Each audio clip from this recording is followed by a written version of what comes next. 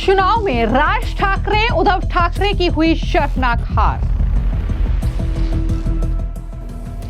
Best चुनाव में BJP निर्दलीय जीते, 0 पर सिमटी उद्धव राज ठाकरे की जोड़ी। बेस्ट क्रेडिट सोसाइटी चुनाव में उद्धव का 9 साल का दबदबा हुआ खत्म। महाराष्ट्र में उद्धव ठाकरे और मनसे प्रमुख राज ठाकरे की यह पहली चुनावी परीक्षा थी और इस परीक्षा में उद्धव ठाकरे राज ठाकरे फेल हो गए। जी हां, शर्मनाक हार ठाकरे ब्रदर्स की हुई है। उद्धव ठाकरे और राज ठाकरे को बड़ा झटका लगा है। बीएमसी चुनाव से पहले मुंबई के सबसे प्रतिष्ठित चुनाव में से एक जो संगठन का चुनाव वहां पर होता है, उसमें बीजेपी और निर्दलीय की जीत हुई है। वहीं जो उद्धव ठाकरे की पार्टी पिछले 9 साल से जिस संगठन के चुनाव में अपना दमखम दिखा रही थी, अब वो दमखम भी खत्म हो गया है। यानी अब जब ठाकरे ब्रदर्स एक साथ आ गए हैं एक मंच पर और बीएमसी का चुनाव एक साथ लड़ने की तैयारी कर रहे हैं, लेकिन इससे पहले ये सबसे बड़ा चुनावी झटका उद्धव ठाकरे और राज ठाकरे को लगा है, जहां पर जो ये संगठन का चुनाव है महाराष्ट्र में, वो दरअसल उद्धव ठाकरे और राज ठाकरे हार गए हैं और इतनी बुरी हार हुई है कि 0 पर यानी 0 पर सिमट कर रह गए। मुंबई की प्रतिष्ठित best employees cooperative credit society का यह चुनाव, जहां पर ठाकरे ब्रदर्स को करारी शिकस्त झेलनी पड़ी है। और जैसा कि मैंने आपको जानकारी दी कि उद्धव ठाकरे और राज ठाकरे पहली बार एकजुट होकर चुनावी मैदान में उतरे थे, लेकिन ये पहली ही चुनावी परीक्षा में पूरी तरीके से फेल हो गए। उनका जो उत्कर्ष पैनल था इस संगठन के चुनाव में, उसे एक भी सीट नहीं मिली। यह नतीजा ठाकरे ब्रदर्स और साथ ही साथ जाहिर तौर पर अलग अलग तरीके से भी अगर समझा जाए, उद्धव ठाकरे और मनसे प्रमुख राज ठाकरे के लिए बहुत बड़ा झटका है, खासकर ऐसे समय में जब दोनों पार्टियां आने वाले मुंबई नगर निगम चुनाव यानी बीएमसी में एक साथ लड़ने की तैयारी कर रही है। दरअसल best employees cooperative credit society का यह चुनाव 18 अगस्त को इस पर वोटिंग हुई थी और फिर इसके नतीजे सामने आए हैं। अब किसे कितनी सीटें मिली है उसकी जानकारी भी मैं आपको दे देती हूं। दरअसल जो ये संगठन का चुनाव है, बेस्ट इसको बोलते हैं, दरअसल उसके पटपेड़ी की कुल 21 सीटों के लिए जो चुनाव हुआ था, उसमें शंसाकराव पैनल ने बाजी मारते हुए 14 सीटें हासिल की। वहीं महायुति समर्थित सहकार स्मृति पैनल ने 7 सीटें अपने नाम की, जबकि ठाकरे ब्रदर्स का उत्कर्ष पैनल पूरी तरीके से साफ हो गया, 0 पर सिमट कर रह गया। और जैसे ही ये चुनावी नतीजे सामने आए, वैसे ही बीजेपी के नेता राम कदम ने बड़ा हमला जो है उद्धव ठाकरे और राज ठाकरे पर बोला और क्या कहा, जरा सुनिए। 2 ठाकरे बंधू एकत्र आल्यावर काय होईल, हे होईल, ते होईल, अशी चर्चा मागच्या 2 महिन्यापासून होती।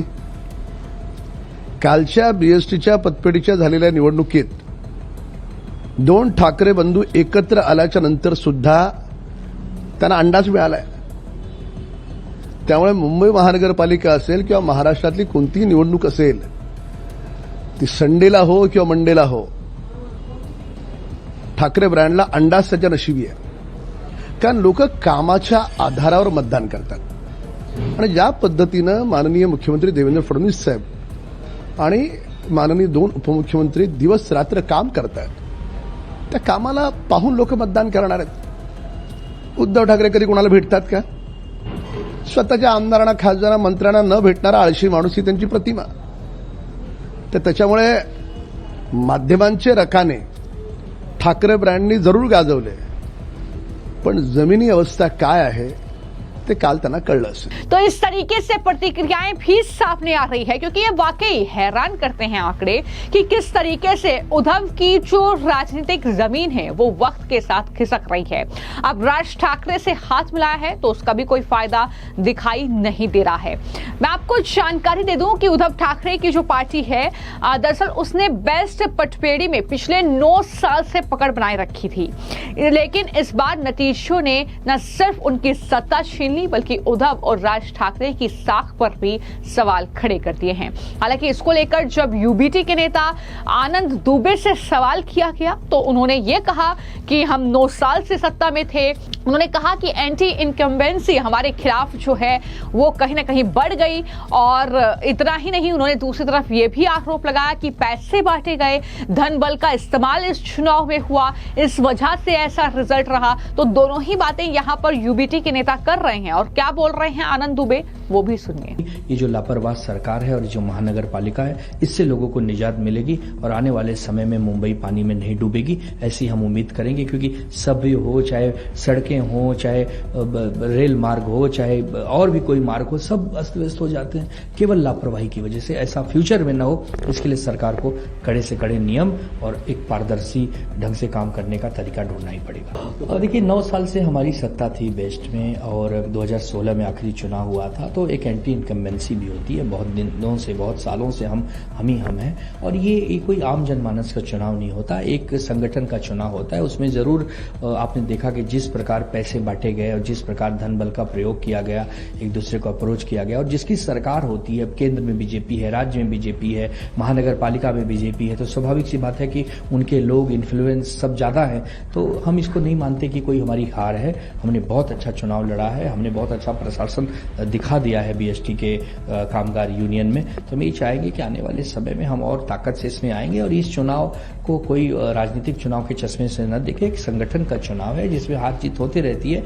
हम आज सत्ता में नहीं है, फिर भी दोनों ठाकरे बंधु के जो समर्थक हैं उन्होंने बहुत अच्छा चुनाव लड़ा है। अब चूंकि सरकारी यंत्रणा के सामने ईमानदारी कभी कभी हार जाती है, लेकिन कोई बात नहीं, आने वाले समय में हम इसकी भरपाई करेंगे। और मुंबई महानगर पालिका के चुनाव जब महाराष्ट्र में होंगे तो सभी के सभी चुनाव में बीजेपी का सुपड़ा साफ करने की पूरी कोशिश हम करेंगे। तो फिलहाल उद्धव ठाकरे और मनसे प्रमुख राज ठाकरे के लिए ये बहुत बड़ा झटका है। जिस तरीके से जो उद्धव ठाकरे की शिवसेना की बेस्ट कामगार सेना और राज ठाकरे की एमएनएस की जो कामगार सेना ने गठबंधन बनाकर उत्कर्ष पैनल उतारा था, दूसरी ओर महायुति ने बीजेपी विधायक प्रसाद और साथ ही प्रवीण दरेकर, नितेश राणे और शिंदे गुट की किरण पावस्कर की ताकत को मिलाकर सहकार समृद्धि पैनल उतारा था।